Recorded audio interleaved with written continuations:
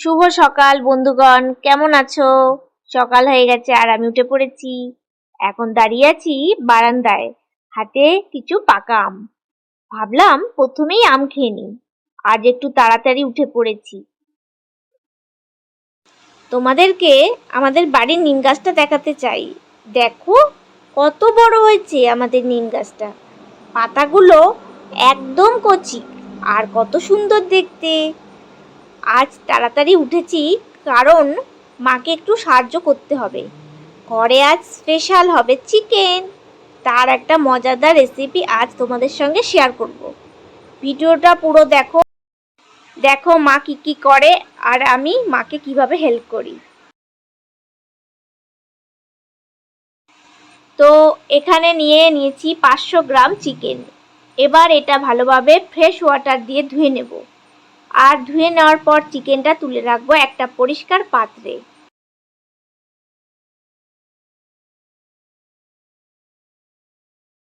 এবার অন্যদিকে নিচ্ছি 2 কোয়া রসুন, 2টো মাঝারি পেঁয়াজ, একটা মাঝারি সাইজের আদার টুকরো, 6টা শুকনো লঙ্কা, সঙ্গে আছে বড় 2টো আলু, যেগুলো ডুম ডুম করে কেটে নিচ্ছি রান্নার জন্য।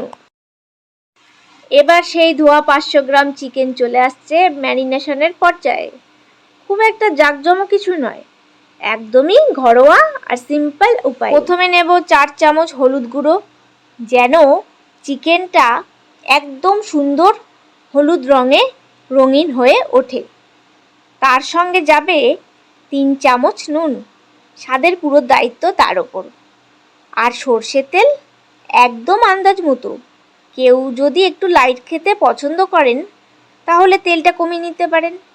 আর যারা একটু বেশি ঘ্রাণ আর রিচ টেক্সচার চান তারা একটু বেশি সর্ষের তেল দেবেন। এবার কড়াইতে তেল দিন। তেলটা ভালো করে গরম হয়ে এলে কাটা পেঁয়াজগুলো ধীরে ধীরে কড়াইতে ছাড়তে থাকুন। একেবারে সব না, একটু একটু করে মাঝারি আঁচে পেঁয়াজগুলো ভেজে নিন, যতক্ষণ না সেটা হালকা সোনালি রং ধরছে। ভাজা হয়ে গেলে ওগুলো একটা প্লেটে তুলে রাখুন। পেঁয়াজ ভাজার পর সেই তেলেই এবার দিয়ে দিন ডুমডুম করে কাটা আলুগুলো। মাঝারি আঁচে আলুগুলো ভালো করে ভাজতে থাকুন। আর আলু মানেই কিন্তু আলাদা টান, বিশেষ করে আমরা বাঙালিরা। চিকেন কারিতে ডুমডুম করে কাটা আলু না হলে যেন স্বাদটাই ঠিক আসে না। আলু ভাজা তো প্রায় হয়ে এলো। এখন নেব পেঁয়াজ, কাঁচা আর পাকা লঙ্কা, সামান্য জল দিয়ে একসাথে মিহি করে বেটে নেব। এইটুকুই ম্যাজিক, যা আলু ভাজায় এনে দেবে দারুণ ফ্লেভার।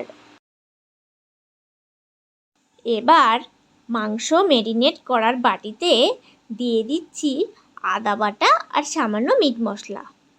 এরপর হাত দিয়ে খুব ভালো করে মেখে নেব, যেন প্রতিটা চিকেনের টুকরোয় মশলা ভালোভাবে ঢুকে যায়। প্রায় 5 মিনিট সময় নিয়ে ধৈর্য সহকারে মেখে নেব। এই ধাপটাই মাংসকে করে তুলবে নরম আর সুস্বাদু।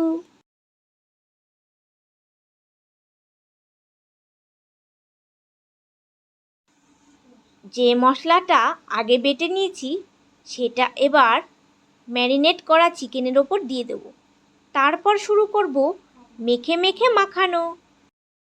যতক্ষণ না মশলাটা চিকেনের প্রতিটা ফাঁকে ঢুকে পড়ে, এই ধাপে একটু সময় দেব। প্রায় 10 মিনিট ধরে ভালোভাবে মাখিয়ে নেব। তাহলেই তৈরি হবে গভীর আর ঝাঁঝালো স্বাদের বেশ।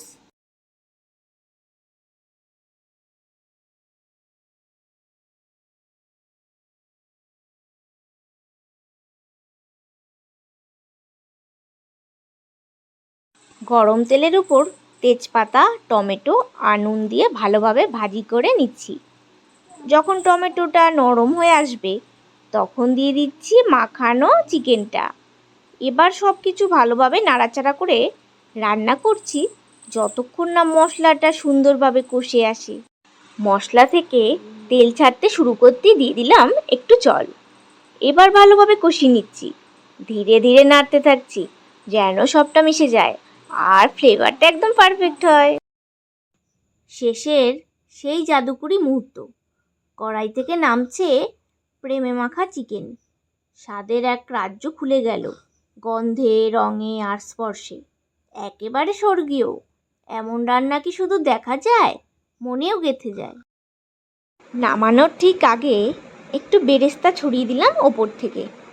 স্বাদের যেন এক চূড়ান্ত ছোঁয়া। ভাজা পেঁয়াজের মিষ্টি গন্ধে এখন রান্নাটা যেন আরো বেশি মন কাড়া। বেলা 3টে বেজে গেছে। পেটের ভেতর হালকা বৃষ্টি। তাই আর দেরি নয়, টেবিলে বসা যে একান্তই দৃষ্টি। সবার খাওয়া শেষ, আমি শুধু বাকি। চুপি চুপি সিরিয়াল চলুক, খাবারের সঙ্গে গল্প যেন জমে থাকে আঁকি। ঝটপট মুখে 1 চামচ, আহা স্বাদের উৎসব। এ একান্তই দুপুর, আমার নিজেরই গল্প, নিঃশব্দে খুব কাছের স্বপ্নের তরঙ্গ।